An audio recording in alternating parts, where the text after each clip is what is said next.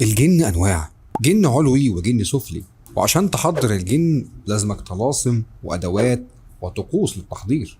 لو قلت لك بقى إن في مكان على الأرض خاص بالجن تقدر تروح له برجلك، ده مش أي جن، ده ملوك الجن السبعة.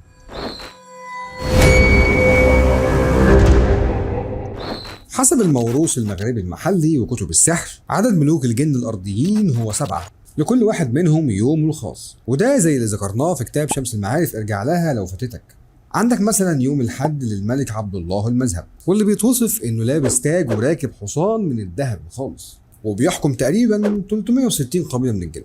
الاثنين لمره او ميره، واللي بتقوم باستقراء مكنون النفس البشريه. ويوم الثلاث لأبا محرز الأحمر، وهو ملك شرس بيمتاز بالخدع العسكرية وطبعه عصبي جدا.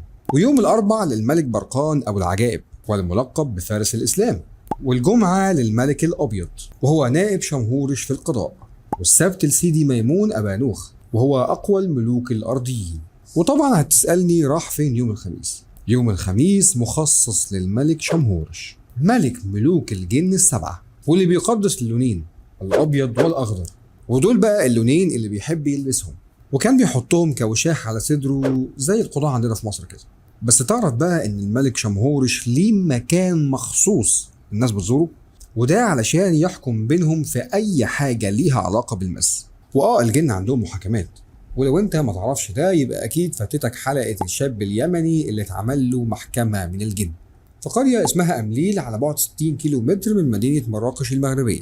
وأمليل هي آخر قرية تقدر توصل لها كل وسائل النقل الحديث، وعشان توصل لضريح شمهورش بتاخد من أمليل تقريبا ساعتين مشي. وهتعرف انك وصلت أول ما تشوف بيوت متواضعة وقبة بيضاء وأسراب من الغربان.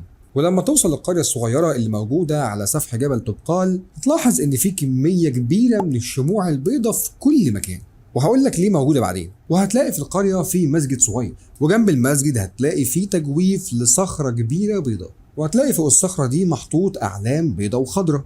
وهنا هتبقى وصلت لحاجه كده زي مقام الملك شمهورش، وهتلاقي يافطه مكتوب عليها ممنوع دخول غير المسلمين، وهتلاقي برضو مكتوب عليها ممنوع التصوير. يوم الخميس هو يوم المحاكمات، بيروح مئات وعشرات الاشخاص لمقام سيدي شمهورش، وده بقى تعظيم ليه من الناس الممسوسين من الجن، علشان خاطر يقدموا له هدايا وقرابين زي مثلا معزة، عجل، فرخة، وكل قربان على حسب القضية. ويوم الخميس بيعتبر موعد مقدس للجن المسلم، وده عشان الجن يقف قدام قاضي قضاتهم وملكهم وإنصاف المشتكين منهم. ايه بقى هي علامات حضور شمهورش للمحكمة؟ أول حاجة هي تحدث الجن اللي بيسكن الممسوس، ومجرد ما يخش المقام بيتمرمغ في الأرض، والسماء كمان بيبقى فيها رعد وبرق. واول ما العلامات دي بتحصل بيبقى اعلان عن بدايه المحكمه. ايه هي بقى طقوس العلاج؟ طقوس العلاج بتمتد ل3 ايام، وبتبدا بذبح القرابين واراقه دمها، وهي العطايا اللي بيوزعها سلاله ادبا العيد بينهم. ودي بقى الاسره اللي توارثت خدمه سيدي شمهورش من سنين السنين.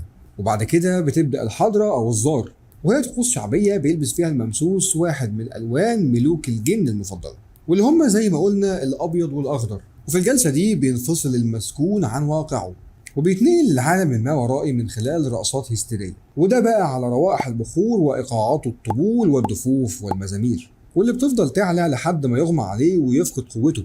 ولو كل الطقوس دي ما نفعتش في إن احنا نهدي الجن أو نطرده، لازم يتعرض للمحكمة، ولازم الممسوس يغتسل بحوض ماء النهر اللي بتنبع من الصخور اللي جنب الجبل، وده بقى بعد أذان العصر. وبيزعم محمد حفيد الحاج ادبا العيد اللي شيد المقام ان ملك الجن اسمه بالكامل الشيخ ابا الوليد شمهورش، وهو جني مسلم، ويحكى كمان انه صحابي ولا زال حي بعدما عايش الرسول محمد صلى الله عليه وسلم، وده بقى من اكتر من 10 قرون.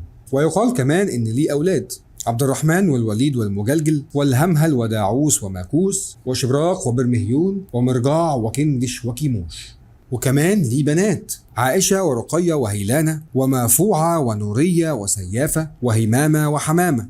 ويحكى ان سلطان الجان شمهورش تخلى عن العرش، وبيجهز الحكم لابنه عبد الرحمن من بعده، وده عشان خلاص سنه الكبير، وان هو ما بيحضرش غير كبرى المحاكمات بين الملوك. حكاية غريبة، بس دي مش اغرب حكاية عندنا. شكرا لكل الناس اللي كملت الفيديو للاخر. متنساش تعمل لي لايك وسبسكرايب لو انت على يوتيوب، وفولو لو انت على تيك توك وانستجرام. سلام.